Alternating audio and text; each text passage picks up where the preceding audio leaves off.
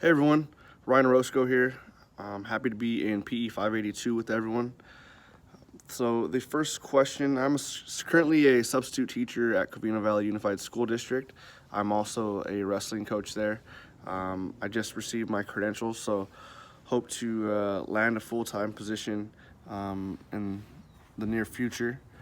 My research topic that I intend to investigate is the effect of sports psychology and mental preparation on athletic performance.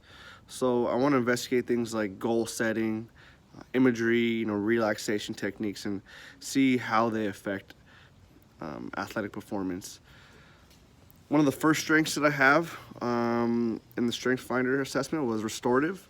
So these people can be problem solvers. So a way that I'm gonna carry this over to my research project is I really want to get a joy out of my research question and really try to find as much information as I can about the topic and kind of see it as a problem to be solved, so I can just really learn as much as I can, do as much research as I can, to solve that problem. The next one is empathy. So the way that I'm going to use this strength is just to be empathetic towards myself, and not be hard to on myself during this term. I know it's going to be a lot of work, and just not being too hard on yourself to kind of give you that extra strength that you need to just kind of carry out this whole process. The next one was significance.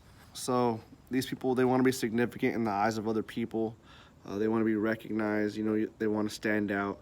And so this one here is gonna, kind of gonna be a driving force in me completing my capstone.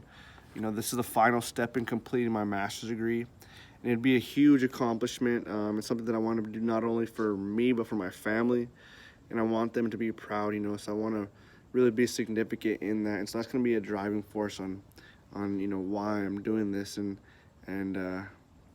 yeah. So the next one is harmony. So I can use harmony to build positive relationships with all of you guys, my colleagues. I know how important it is to build a strong network and a strong support system throughout this entire process. So I think I'm going to use my harmony skills to develop those positive relations. And then last one is achiever. So these people always have a constant need to achieve things. But this can be both positive and negative, but on a positive note, just again, attaining my master's will be the driving force to,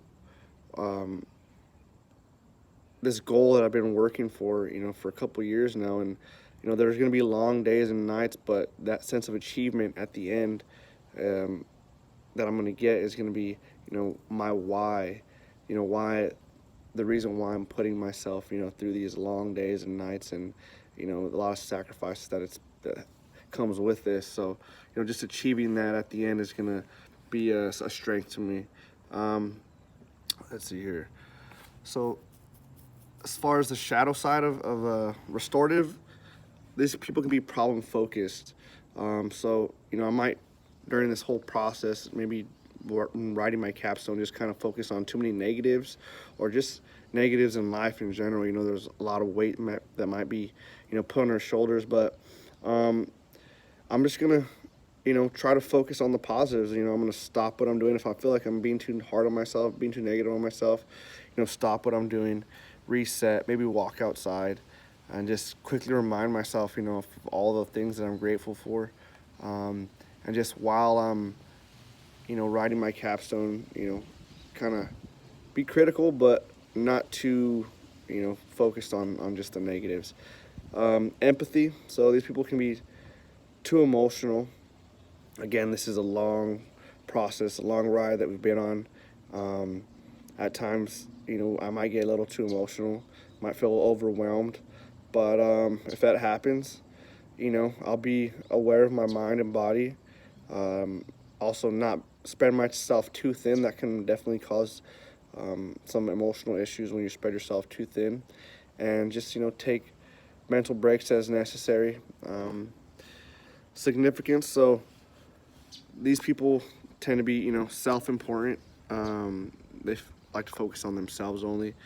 this could be a problem because, I have a family, and so, I don't want to be too selfish. I want to be selfish, but not too selfish, so as much as I am going to be dedicating my time towards this goal of attaining this master's, I'm trying not to forget the responsibilities that I have, with my family. Harmony, so they like to avoid conflict. One way that I can see this being an issue is, we have our posts and written responses with each other, our colleagues' responses. You know, I may want to at first just agree with all the responses that certain people do, but that's not a way of really learning and getting other points of view. So I'm gonna challenge myself, not to always agree with someone, and start a conversation on maybe why I feel differently about something, and also back it up with some evidence. So, and then achiever. So again, uh, achievers, you know, they might again try to focus. They might overachieve, and then again that might cause some stress. So no matter how much you feel you deserve at the day, no matter how much rest you kind of may feel, if you don't feel like you have achieved something, no matter how small, you're going to feel dissatisfied. So this can lead to exhaustion and burnout. And like I was saying before, I plan on doing mental scans with myself throughout the day.